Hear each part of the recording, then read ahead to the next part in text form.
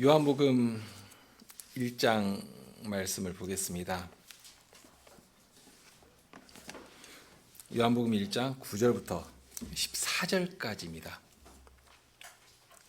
참빛 곧 세상에 와서 각 사람에게 비추는 빛이 있었나니 그가 세상에 계셨으며 세상은 그로 말미암아 지은 바 되었으되 세상이 그를 알지 못하였고 자기 땅에 오매 자기 백성이 영접지 아니하였으나 영접하는 자 곧 그 이름을 믿는 자들에게는 하나님의 자녀가 되는 권세를 주셨으니 이는 혈통으로나 육정으로나 사람의 뜻으로 나지 아니하고 오직 하나님께로서 난 자들이니라. 말씀이 육신이 되어 우리 가운데 거하심에 우리가 그 영광을 보니 아버지의 독생자의 영광이요 은혜와 진리가 충만하더라. 요한 사도는 정말로 사람들이 예수님을 알기를 원했습니다. 예수님이 우리의 유일한 구원이시기 때문입니다. 하나님께서 우리를 얼마나 사랑하셨는지 그 사랑을 예수님을 통해서 알 수 있도록, 누구라도 알도록, 정말 어떤 인생도 모른다고 할 수 없도록 그렇게 보여주시고 알려주셨거든요. 그런데 알려고도 하지 않고 그 앞에 엎드리려고도 하지 않습니다. 하나님께서 바라시는 것은 딱 하나였습니다. 이 땅에 오신 예수님을 알라는 것입니다. 그분을 알고 영접하라는 것입니다. 영접하기만 하면 그가 어떠한 사람일지라도 헬라인이든지 유대인이든지 종이든지 주인이든지 아무런 차별이 없이 하나님의 백성으로 이제 빛의 자녀로 살아가게 해주겠다 하고 약속해 주셨습니다. 예수님께서 공생애를 시작하시면서 여러 회당과 사람들 앞에서 기적도 행하시고 말씀도 가르쳐 주셨는데요. 그럴 때마다 많은 사람들이 대단히 환영하며 좋아했습니다. 자기들 스승들과는 비교할 수 없이 예수님의 말씀에서는 권위가 행해졌습니다. 권세가 드러났습니다. 그러니 예수님에 대한 소문이 사방에 퍼져나갔습니다. 한 번은 예수님께서 어린 시절을 보내시던 나사렛에 가셔서 안식일에 회당에 들어가셨는데요. 들어가셔서 이사야 선지자의 글을 펴서 사람들에게 읽어주신 일이 있습니다. 누가복음 4장 18절 이하인데요. 주의 성신이 내게 임하셨으니 이는 가난한 자에게 복음을 전하게 하시려고 내게 기름을 부으시고 나를 보내사 포로된 자에게 자유를 눈먼 자에게 다시 보게 함을 전파하며 눌린 자를 자유케 하고 주의 은혜의 해를 전파하게 하려 하심이라 하였더라. 책을 덮어 그 맡은 자에게 주시고 앉으시니 회당에 있는 자들이 다 주목하여 보더라. 이에 예수께서 저에게 말씀하시되 이 글이 오늘날 너희 귀에 응하였느니라 하시니 이사야 선지자를 통해서 약속하셨던 이 모든 일들이 예수님을 통해 이루어지고 있었습니다. 병들고 어려운 자들이 나음을 입고 회복함을 얻었습니다. 가난하여서 하나님께 아무 드릴 것이 없던 사람들에게도 복음은 막힘없이 전해지고 자유를 선포했습니다. 복음의 능력으로 죄에서 병에서 악한 자에게서 풀려 자유를 얻게 해주신 것입니다. 하나님께서 선자를 통해 약속하신 그런 일이 이루어지고 있었는데요. 예수님을 통해 그 일이 이루어지고 있었습니다. 바로 그 사실을 미리 약속하신 이 선지서를 읽으시면서 말씀하시는데 이 말씀을 쭉 읽으신 다음에 마지막에 하신 말씀이 바로 이 말씀이 하나님께서 약속하셨던 이 말씀이 오늘날 너희 귀에 응하였다 하고 하신 것입니다. 그러니 이런 말씀을 들을 때에 가난하고 눌린 자들, 포로된 자들에게는 얼마나 큰 소망이 되고 위로가 되는 말씀이었는지 모릅니다. 예수님께서 하시는 일들을 보면서 긴가민가하고 있었는데 이 말씀을 듣고 나니까 정말로 하나님께서 약속하신 일들이 이 예수님을 통해서 일어나고 있구나 하는 사실을 깨닫게 된 것입니다. 얼마나 놀랍고 기쁜 일이었겠는가. 마땅히 그래야 하죠.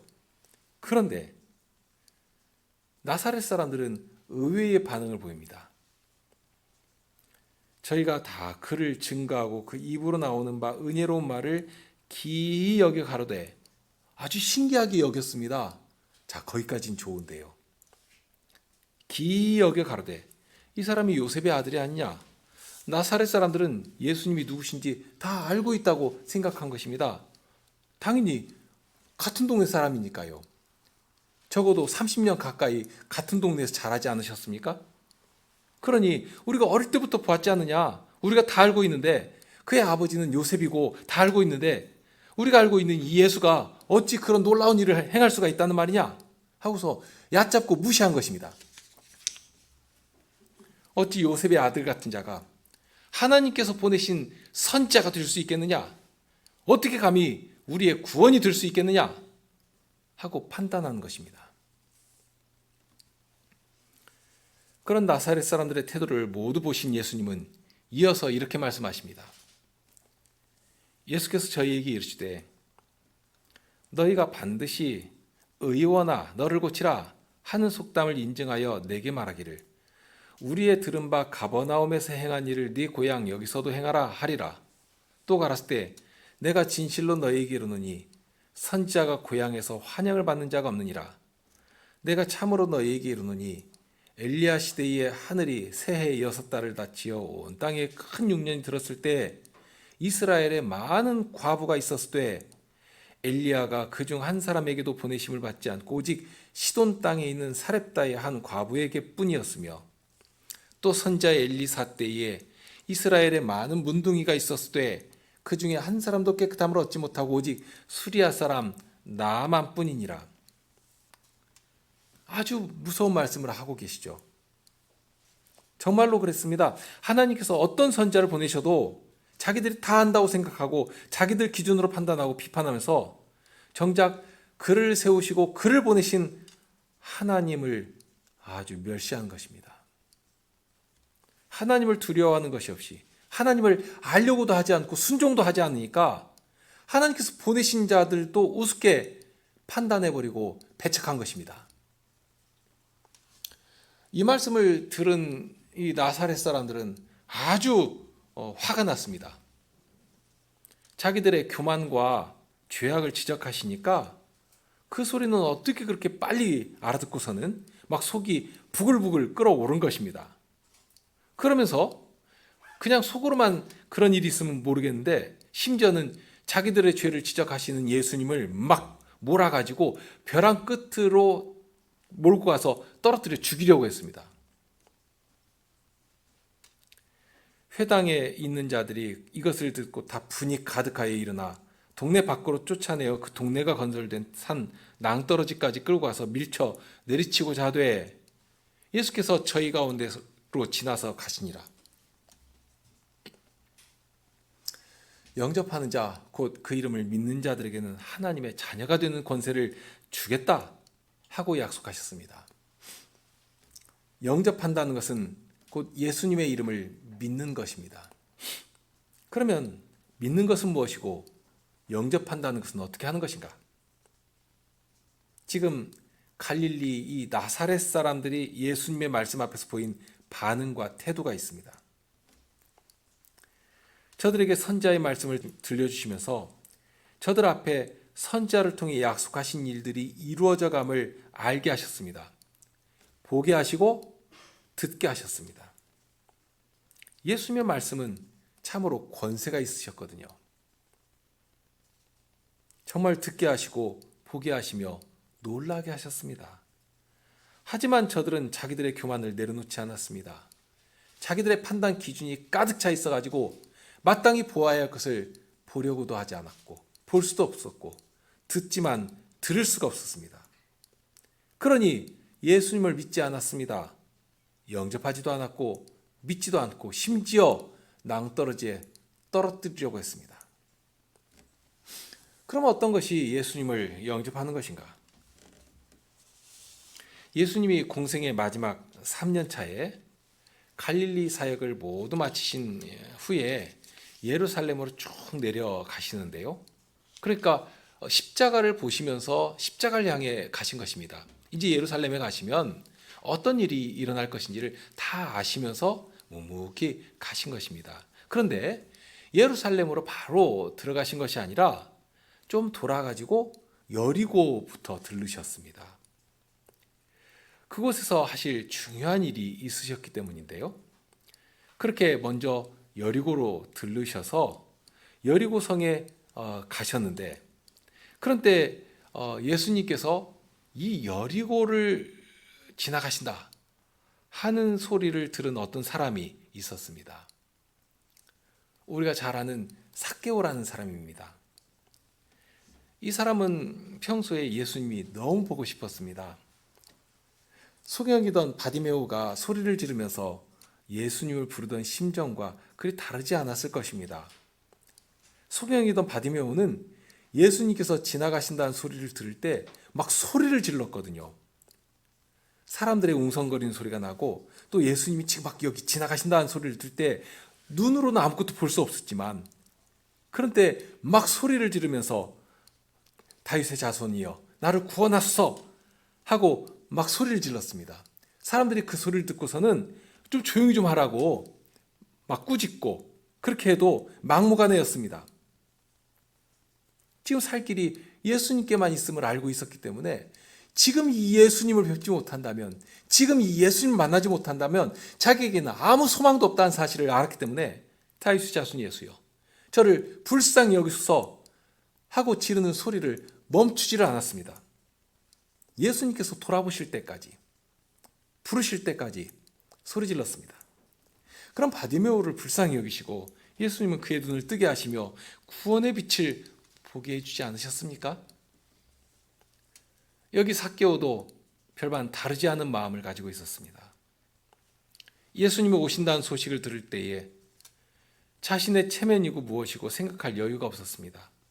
정말 어린아이와 같은 심정으로 예수님 뵙기를 원했습니다. 그런데 보니까 성경 기록을 보니까 이 삭개오는 키가 대단히 작은 사람이었거든요.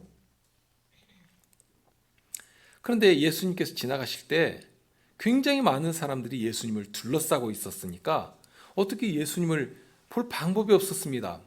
키라도 크면 이렇게 목이라도 쏙 빼가지고 예수님을 보면 좋겠는데 사람에 둘러싸인 예수님을 그렇게 해가지고 볼 수도 없고, 또 체구가 작으니 힘도 없어서 그 많은 사람들을 막 뚫고 가까이 가지도 못하겠고, 그럴 때 이 삭개오는 한 가지 생각을 해냈습니다. 예수님께서 지나가시는 길목을 딱 보니까 거기 뽕나무 하나가 있는 것입니다. 아주 키가 큰 뽕나무였는데요. 그 나무 위로 올라가면 예수님을 볼 수나 있겠구나 하고서는 그 나무 위로 올라간 것입니다. 삭개오는 세리의 장이었고 부자였습니다. 그러니 권력이 있고 사람들 위에 군림하는 세도가였습니다. 그런데 예수님이 지나가실 때 지금 예수님을 뵙지 못하면 어떻게 될지 막 그저 뵙고 싶은 그 생각 하나뿐이었습니다. 그러니 사람들이 나를 어떤 눈으로 보든지 또 사람들 앞에서 내 체면이 어떻게 되든지 그런 거 생각하고 따질 여유가 없었습니다. 그저 지금 아니면 안 된다 하는 그런 간절함이 그를 나무 위로 기어오르게 했습니다. 그런 삭개오를 예수님께서는 친근히 여기십니다. 누가복음 19장 4절 이하인데요. 앞으로 달려가 보기 위하여 뽕나무에 올라가니 이는 예수께서 그리로 지나가시게 됨이러라. 예수께서 그곳에 이르사 우러러 보시고 이르시되 삭개오야 속히 내려오라. 내가 오늘 네 집에 유하여야 하겠다 하시니 급히 내려와 즐거워하며 영접하거늘. 예수님께서 삭개오가 올라간 나무 아래로 가셔서 그를 보시면서 내려오라고 하시는데, 그런데 속히 내려오라고 하십니다. 혹시라도 위험하게 보인 듯도 합니다. 그러니 속히 내려오라고 하시면서 그의 마음 안에 있는 귀한 소원을 들어주십니다. 내가 오늘 내 집에 유하여야 하겠다 하고 말씀하십니다.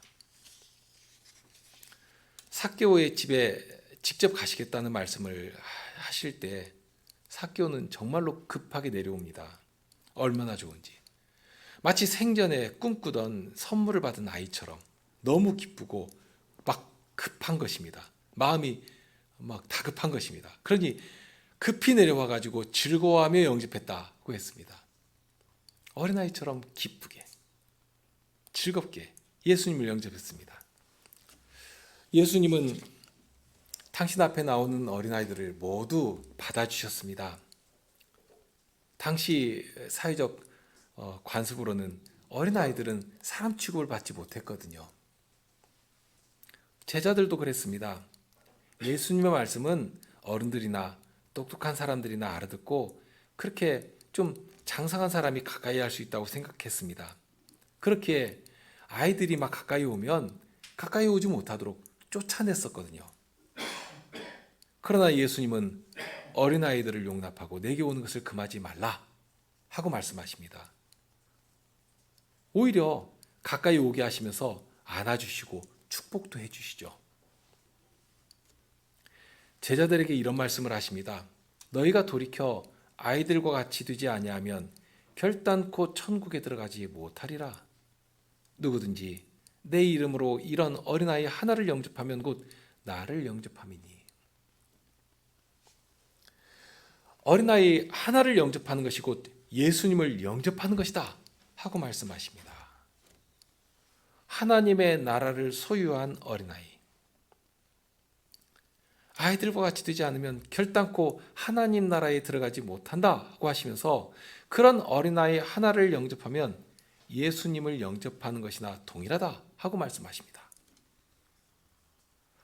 후에 예수님이 비유해서 알리신 사실도 있습니다. 마지막 심판날 양과 염소에 대한 심판을 말씀하실 때 거기서도 밝히신 사실이 있는데 작은 소자 하나에게 한 것이 곧 내게 한 것이다 하고 하신 말씀, 동일한 말씀을 하신 것입니다. 삭개오는 정말 어린아이 같은 심정으로 예수님을 사모했습니다. 그리고 예수님의 음성을 들을 때 어린아이와 같이 즐거워하면서 예수님을 집으로 영접했습니다. 예수님은 삭개오의 집에 흔쾌히 들어가셔서 저와 사귐을 나누셨습니다.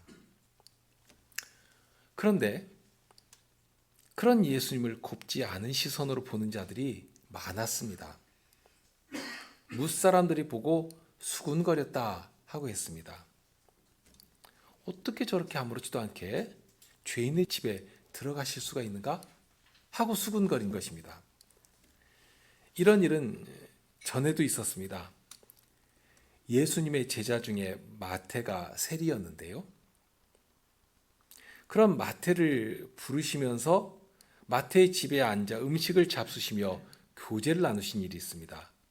그럴 때에 사람들은 비난했습니다. 바리새인들이 보고 제자들에게 이르되 어찌하여 너희 선생은 세리와 죄인들과 함께 잡수시느냐 하고 말했습니다. 이것은 궁금해서 질문을 하는 것이 아니지 않습니까? 비난하는 것입니다. 예수님께서 고기 잡는 어부였던 베드로를 제자로 부르실 때 베드로는 예수님 앞에 이렇게 고했습니다. 그날은 밤새도록 물고기를 잡아도 잡을 수가 없었죠. 그러니 빈손으로 포기하고 돌아오려고 할 때였습니다. 그럴 때 예수님께서 베드로에게 말씀하십니다. 깊은 데로 가서 그물을 내려라. 고기를 잡아라. 베드로는 어릴 때부터 어부로 자란 사람입니다. 고기 잡는 데 정말 전문가입니다. 그런데 아무리 자기가 전문가였어도 예수님께서 말씀하실 때 그 말씀을 듣고 그대로 순종했습니다. 말씀을 의지하여 내가 그물을 내리리이다 하고 그물을 깊은 데 가서 내렸습니다. 말씀을 믿고 순종하니까 얼마나 많은 물고기가 잡혔는지 힘이 많아 그물이 찢어질 지경에 이르렀습니다. 그런 예수님을 베드로는 심히 두려워하며 나와 예수님 앞에 엎드립니다. 그러면서 이렇게 말씀드립니다. 주여 떠나소서 나는 죄인이로소이다. 나는 죄인입니다. 그러니 나를 떠났소. 하고 자기의 죄를 심히 괴로워하며 주님의 자비를 구했습니다. 예수님은 세리와 죄인들과 함께 교제하기를 마다하지 않으셨습니다. 아니, 불어 더 찾아가셨습니다. 죄인들을 가까이 하시는 예수님을 바리새인들은 너무나도 못마땅해 하면서 비난했습니다. 그렇게 예수님을 비난하는 바리새인들에게 이런 말씀을 하십니다. 건강한 자에게는 의원이 쓸데없고 병든 자에게라야 쓸데있느니라. 예수님은 그렇게 가슴을 치며 슬퍼하는 자들을 찾아가셨습니다. 가셔서 슬퍼하는 자들을 위로하시고 저들을 죄에서 건져내 구원하셨습니다. 바리새인들은 그리고 서기관과 장로들은 자기들은 율법의 의로는 흠이 없는 자라고 생각했습니다. 그러면서 불쌍한 자들, 죄인들, 허물 많은 자들을 자기들과 구분하면서 이웃을 판단하면서 정죄하기 바빴습니다. 세리와 창기와 죄인들을 짐승 보듯이 보면서 자기들은 저들과 같지 않음을 자랑했습니다. 심지어 하나님 앞에서도 아주 뿌듯해하면서 이렇게 하렵니다. 토색, 불의, 간음을 하는 자들과 아니하고 이 세리와도 같지 아니함을 감사하나이다. 아주 감격스럽게 자기를 높였습니다. 그런 높은 마음을 가지고 세리와 죄인들을 정죄할 뿐만 아니라 그런 불쌍하고 겸손한 자들을 찾아 위로하시는 예수님까지도 판단하고 비판하고 비난한 것입니다. 만일 저가 선지자라면 저들이 어떤 자들인지 능히 아실 것인데 어떻게 저런 더러운 자들과 함께 하실 수가 있다는 말인가? 아니 어떻게 저런 자들과 함께 밥을 먹을 수가 있다는 말인가? 하고 예수님을 비난한 것입니다. 처음 나사렛 사람들이 그랬습니다. 예수님을 다 안다고 생각하고 영접하지 않았습니다.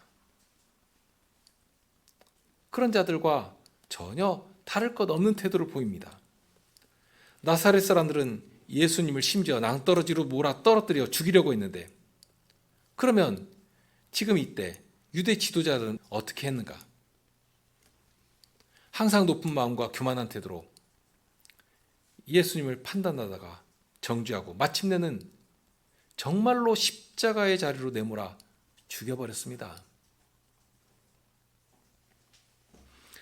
예수님은 예루살렘에 가시면 십자가를 지실 것입니다.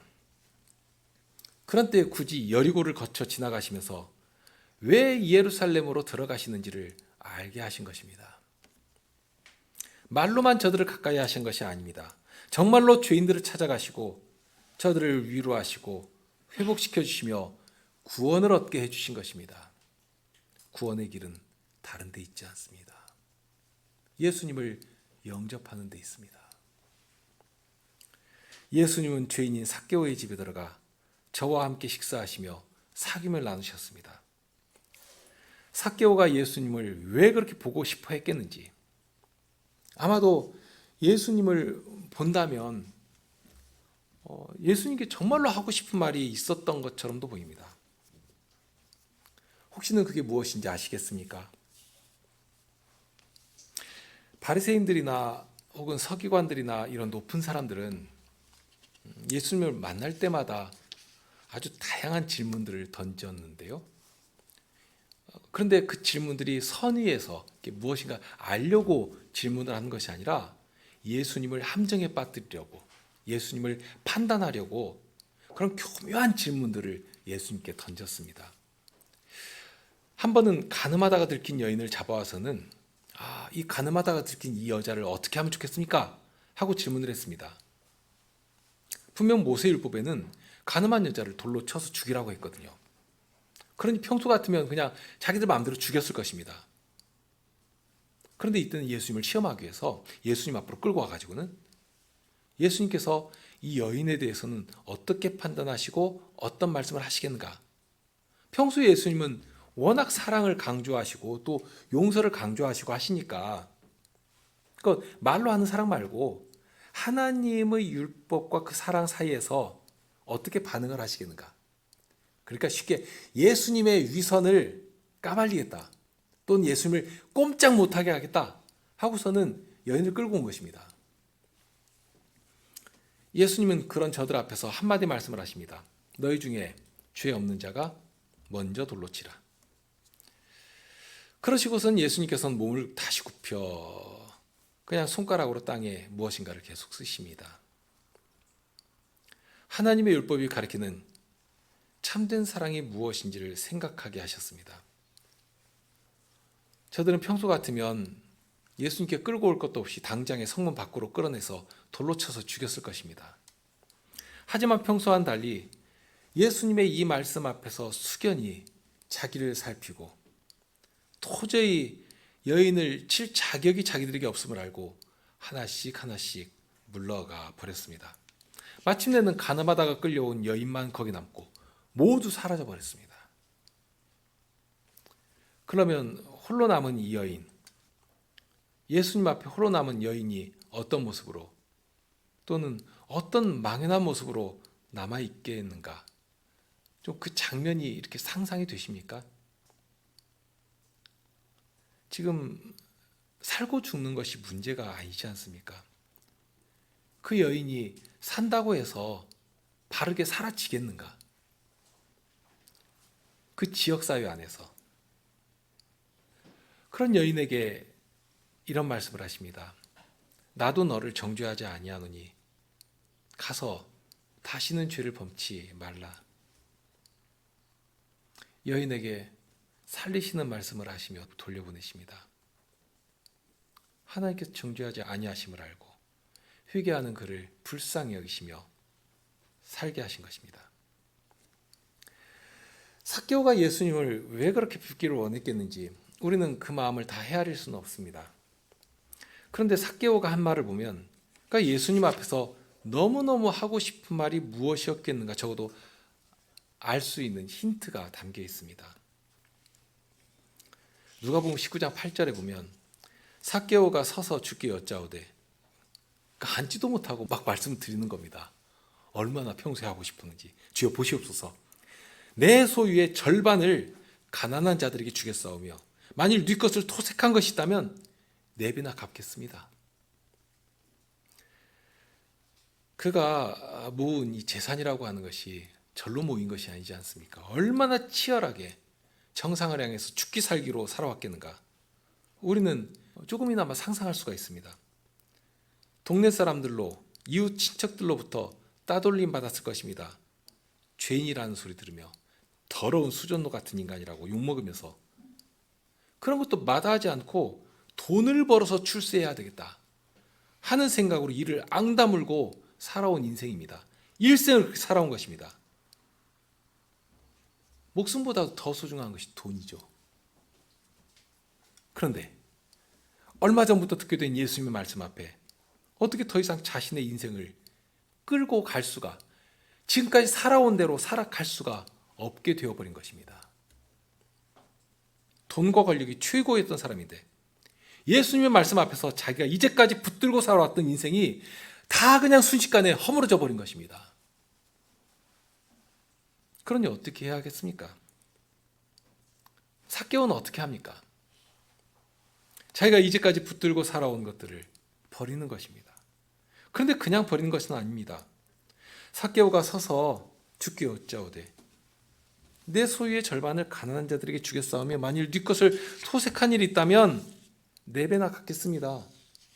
이 삭개오는 자기의 죄가 무엇인지를 알았습니다. 또 이웃 사랑하는 것이 어떻게 해야 사랑을 나타내는 것인지를 알았기에, 다만 그러한 사실을 예수님 안에서 예수님의 말씀으로 확인받기를 원하는 것입니다. 이렇게 하는 것이 과연 합당한 이웃사랑인가? 하나님 앞에서 회개한 사람의 모습이 맞기는 맞는 것인가? 예수님 말씀을 듣기를, 예수님께 확인받기를 원한 것입니다. 예수님의 이 한마디 말씀 듣기를 정말로 간절히 원한 것입니다. 삭개오에게는 그렇게 재산을 팔고 선을 행하겠다는 것 그 자체가 위로가 되거나 자기 의의가 되거나 하는 것은 아닙니다. 그냥 재산 팔아가지고 가난한 사람들에게 주고 누구에게 네 배 갚고 이런 것은 혼자서도 그냥 할 수 있는 일이거든요. 다만 이 삭개오는 예수님의 말씀 한마디가 너무나 소중한 것입니다. 그 말씀 한마디 듣기를 너무나도 간절히 원하는 것입니다. 예수님께서 자기의 집으로 오겠다고 말씀하실 때 얼마나 기뻤겠습니까? 그런 예수님 앞에서 자신의 죄를 고백하고 이웃과 형제를 향한 사랑을 어떻게 행할 것인지를 말씀드릴 때 벌써 그에게는 자유함이 있는 것입니다. 주님 보십시오. 첫 마디가 그렇죠. 마치 무엇인가 이렇게 뿌듯한 일을 하나 하고 온 아이가 엄마의 따뜻한 말 한마디를 듣고자 하는 그런 태도가 예수님을 향해 이렇게 드러나는 것입니다. 주님, 주님, 보십시오. 하는 말로 시작을 합니다. 그런 삭개오에게 예수님께서는 이렇게 말씀하십니다. 예수께서 이르시되 오늘 구원이 이 집에 이르렀으니 이 사람도 아브라함의 자손이미로다. 예수님은 정말로 이러한 죄인들을 찾고 또 찾아가셨습니다.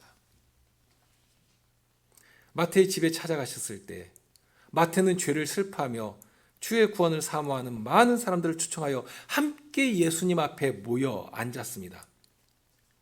죄인들을 가까이 하시는 예수님을 판단하는 바리새인들을 향해 이렇게 말씀하시죠. 예수께서 들으시고 이르시되 건강한 자에게는 의원이 쓸데없고 병든 자에게라야 쓸데있느니라. 너희는 가서 내가 긍휼을 원하고 제사를 원치 아니하노라 하신 뜻이 무엇인지 배우라.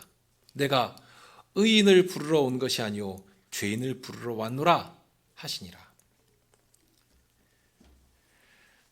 예수님은 하나님께서 원하시는 제사가 무엇인지를 이 마태의 회개를 통해 마태와 함께 자리한 많은 죄인들의 마음을 통해 저들도 알기를 바라신 것입니다. 사랑은 긍휼입니다. 하나님께서 바라시는 회개는 이런 것입니다. 삭개오도 동일합니다. 자기의 죄를 다할 수는 없지만 적어도 할 수 있는 것 안에서 깨달음을 주시는 그 안에서 이제까지 붙들고 살아온 돈과 권력을 아낌없이 이웃을 향해 형제를 향해 드리며 예수님의 제자로 살아가기로 소망한 것입니다. 그 누구의 말보다도 예수님의 이 한마디 말씀이 얼마나 큰 위로와 힘이 되었겠습니까? 오늘 구원이 이 집에 이르렀느니라. 그러시면서 이 사람도 아브라함의 자손이라고 말씀하십니다. 참된 자유, 참된 위로는 바로 이런 데서 오는 것입니다. 돈의 힘이 아니고 권력의 힘이 아니고 세상의 가치가 아니라 주님의 말씀에서 온다 하는 사실을 이 삭개오는 뼈가 사무치도록 알게 되었습니다. 요한 사도는 빛으로 오신 예수님에 대해 전했습니다. 영접하는 자는 하나님의 자녀가 되는 권세를 주신다 하는 이 분명한 약속의 말씀을 전했습니다. 삭개오에게 예수님께서 하신 말씀, 아브라함의 자손이라고 하신 말씀과 하나님의 자녀가 된다는 말씀은 동일한 말씀입니다. 하나님의 자녀가 되는 권세라고 하셨으니 이것은 누구 앞에서라도 당당하게 자랑할 수 있는 또는 요구할 수 있는 권리가 됩니다. 하나님 앞에서라도 심히 부끄럽지만 용기를 내서 내놓을 수 있는 우리의 권리로 주신 약속입니다. 그런 권리를 누가 얻을 수 있는가?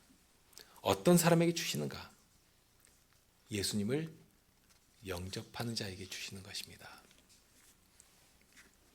마태가 그랬던 것처럼 자신이 죄인임을 알고 주님 뵙기를 소망하는 모든 죄인들과 함께 예수님을 영접하고 함께 음식을 나누며 주님의 말씀을 들었던 것처럼, 그리고 삭개오가 그랬던 것처럼 주님을 영접하며 그 앞에 자기의 죄를 고백하며 주의 자유케 하시는 말씀 듣기를 간절히 사모했던 것처럼 그 사랑은 형제를 향하고 이웃을 향해 나가게 되는 것인데, 그렇게 예수님을 영접하는 사람에게 주시는 복된 약속이 되는 것입니다. 사도는 하나님과 사귐이 있다 하고 어두운 가운데 행한 그런 자는 거짓말하는 자라 했습니다. 진리이신 예수님의 말씀 앞에서 참된 자유를 얻을 수 있었던 사람들은 모두가 다 죄인들이었습니다. 아니, 죄인이라기보다는 죄인임을 알고 고백하며 회개한 사람들이었습니다. 삭개오는 전에 행하던 대로 행치 아니하였습니다. 하나님과 사귐이 있다고 하면서 돈을 줬고 인생 행복을 줬고 권력을 줬는 그런 자리에서 완전히 돌이켰습니다. 주님을 바라며 형제를 향해 움직였습니다. 과연 그런 자신이 옳은지를 예수님 앞에서 예수님의 말씀으로 확인받기를 소망했습니다. 예수님의 말씀 한마디는 자신의 모든 행위보다 우선하는 진리였습니다. 예수님이 빛 가운데 계신 것 같이 우리도 빛 가운데 행하면 자연스럽게 거기에는 성도의 교통이 있고 예수님의 피로 우리를 깨끗하게 하시는, 죄에서 깨끗하게 하시는, 사유하시는 은혜가 흐르게 되는 것입니다. 만일 우리가 죄 없다고 하면 스스로 속이는 것이고 예수님의 이 복된 선언, 자유케 하시고 위로하시는 이 복된 선언도 들을 수 없게 되는 것입니다.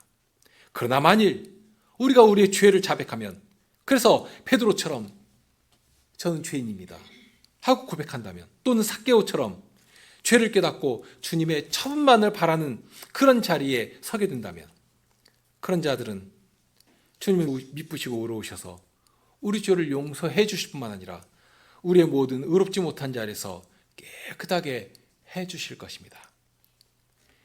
예수님의 죄 용서하시는 말씀, 나도 너를 정죄치 아니하노니 가서 다시는 죄를 범치 말라 하시는 말씀,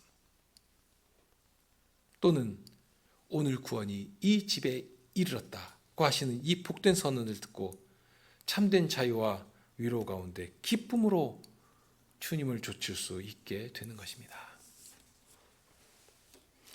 우리 함께 시편 찬송하시겠습니다.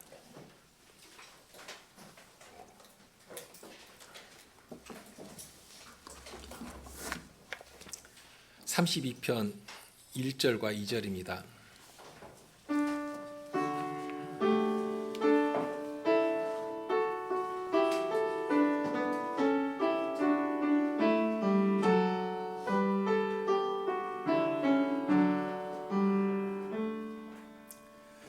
복이 있도다 반역 용서받고 그 많은 죄악 가려진 그 사람, 복이 있도다 정죄 안 받고 영혼의 거짓 없는 사람들, 죄를 감추고 침묵 지켰을 때 뼈가 녹으며 종일 신음하네.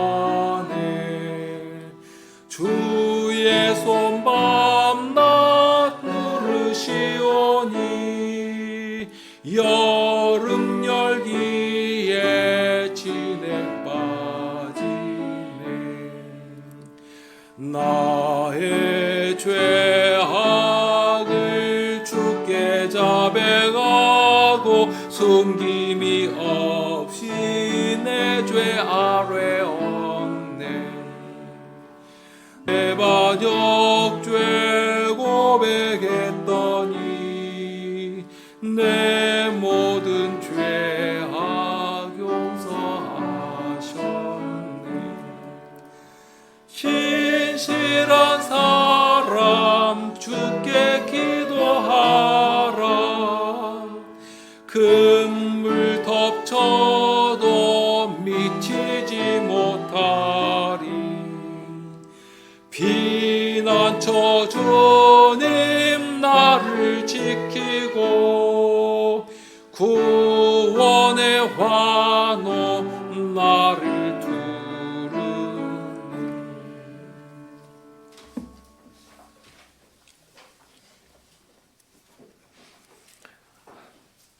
주님의 말씀이 얼마나 큰 위로와 힘이 되시는지요. 죄인을 부르러 오신 주님이시기에 저희가 주님 앞에 나아갈 수가 있고, 주님 앞에 자백할 때 주님의 사유하시는 그 선언을 들으며 그 말씀 앞에서 참된 위로와 자유를 얻게 됩니다. 자기를 높이려고 하고 자기를 자랑하고 자기 행복을 쫓아 살아가는 이 세상 속에 저희들은 늘 슬픔 가운데 거할 수밖에 없고 고통을 당할 수밖에 없는 것이지만 주님 앞에 나와서 이러한 사유하시는 진정 저희 죄를 용서해 주신다 하는 그 말씀을 들을 때 힘을 얻고 용기를 내서 다시 세상을 향해, 그 어두운 세상을 향해 나갈 수 있게 됩니다. 저희들이 주님의 말씀 앞에서 늘 회복함을 얻게 하시고 주님의 은혜 안에서 자유함을 얻게 하시고 주님의 말씀 안에서 자유함을 얻는 자들이 비로소 세상 앞에서 자유를 얻으며 자유를 선언할 수가 있겠사오니 그러한 복음의 증인들로 살아갈 수 있도록 저희를 이끄시고 복의 길로 인도하여 주시옵소서. 우리 주님 예수 그리스도의 이름으로 기도드립니다. 아멘.